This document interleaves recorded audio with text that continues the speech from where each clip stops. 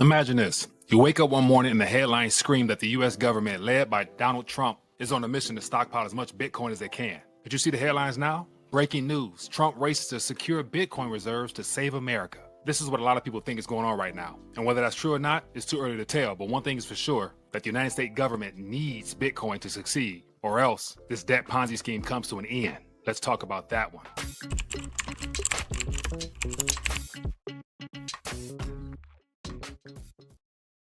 All right, so I want to take a quick minute to share some thoughts in reference to the Bitcoin euphoria and how Bitcoin, in my opinion, is being strategically placed as an escape valve as well as a liquidity draw in order to help put America back in a position of favor with the world and help this upcoming administration oversee the greatest monetary reset in history. So as always, if you guys want to see more of these little short, quick takes, make sure you subscribe, hit that button right now so you'll never miss an episode. And then also drop a comment and share your thoughts on this subject matter, because that's how the community is able to learn as well as take advantage of opportunities as they present themselves. But one thing is true. Suddenly, the digital currency you thought was a niche investment is being mentioned by a lot in the investment world as becoming a major part of national security. And at one point, it sounded far-fetched, but not anymore. As of this recording, Bitcoin is at an all-time new high of $76,000 and climbing. And based on the next couple of weeks, I expect to hear a lot more news and excitement around this particular asset class right here. And so it's not as wild as it might seem that President Trump needs Bitcoin at this current moment in order to realize some of those bold and audacious plans that he put in place as far as the taxes and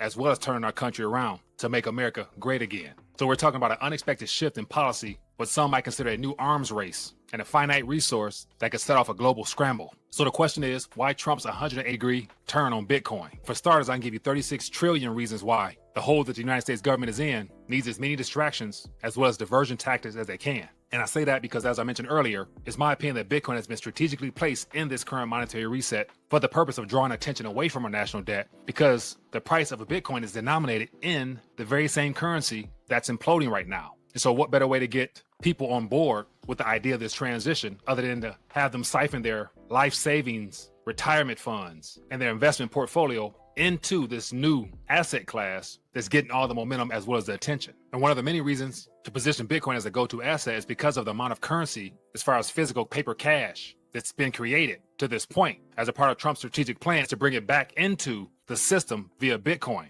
So as you can see on this chart right here, this is a U.S. currency in circulation and estimated amount abroad. So from the very top bar here, as of the end of last year, you have $2.2 trillion of physical Federal Reserve notes in circulation. And then as I zoom in here, you see the approximate amount abroad is about 564 billion, which makes up 25% of current cash in circulation. So that's one way of helping rein in the U.S. government's crazy monetary base expansion when it comes to physical cash, is by incentivizing other nations as well as holders of those currencies to put it into something that the U.S. is using as a tool to benefit the dollar.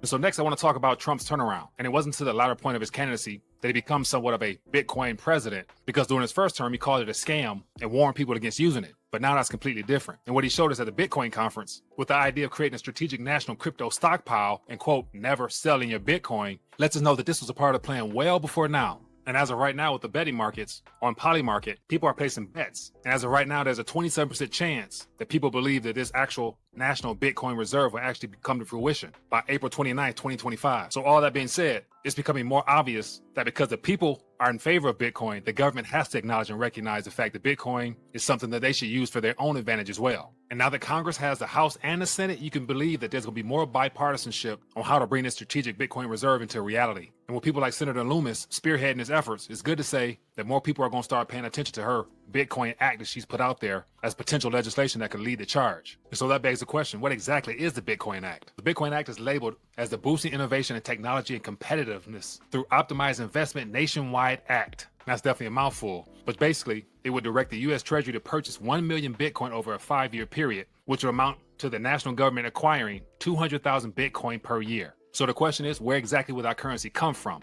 And it's my suspicion, it'll be the foreign currency that comes in to our country, inflating prices and asset valuations, and also more deficit spending by our government to use newly created currency through borrowing to then go out and buy this so-called Bitcoin. And so no matter what, our government alone will be the primary drivers that takes the Bitcoin price astronomical in the days ahead. And that's not to mention any other governments that might do the same thing. And so if this plan goes through, it's more than just a headline. It's a game changer. And here's why. Bitcoin supply is capped at 21 million, and most of it is already in circulation or lost. So this finite nature makes Bitcoin very different from traditional currencies. which governments can print as well. And so the point is, why does all this matter? If the US starts aggressively buying Bitcoin, other countries won't sit by and watch. They'll want their place at the table as well, potentially kicking off a digital version of a space race where more nations decide to acquire Bitcoin by either getting rid of their dollars or more of their currency in order to buy some Bitcoin as well. And so it's in every government's best interest that if they want to compete in this coin's arms race, is to stack as many sats as they can between now and the time this monetary reset is in full blow. And so that means that with the limited supply and high demand, the price has to go up. So we might see a situation where the world's wealthiest nations battle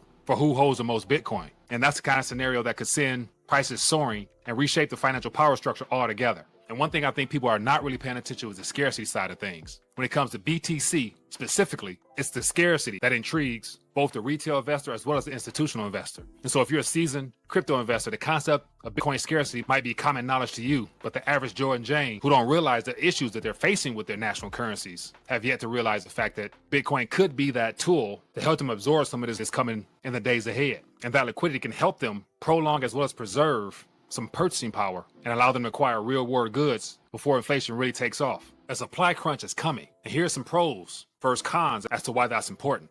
Pros is obvious. There's going to be a massive price increase in the days ahead because of the scarce nature of Bitcoin, which will then in turn lead to market scarcity, where the market now scrambles to get hold of Bitcoins at whatever price. And then the cons for the average person will be the affordability issue. The securing one Bitcoin will be a problem. So therefore, having any exposure down to 0.0001 puts you in better position than having zero. And because it's a volatile asset, there will be market instability because of the underlying forces of Bitcoin trading 24/7 globally. And then that leads to a limited production from the miners because more mining operations will come online, therefore making it very scarce for the miners to be able to retain their Bitcoin in reserves. So they'll be racing to grab some as well. And then that ultimately, as you see here, leads to ultimate increased competition, where you're going to have the financial world, governments, retail, and the legacy TradFi system all scrambling to try to secure some Bitcoin. So why does all this matter? It was simple. It's a chance to be ahead of the seismic financial shift that's taking place right now. So think of it as this moment when oil was discovered or when tech stocks were their infancy phase. The US government moving towards Bitcoin could set off a chain reaction with lasting impacts on the global economics. So if you're an investor already, good job. Just having mere exposure to this asset class could do wonders if everything I mentioned in this video comes to fruition.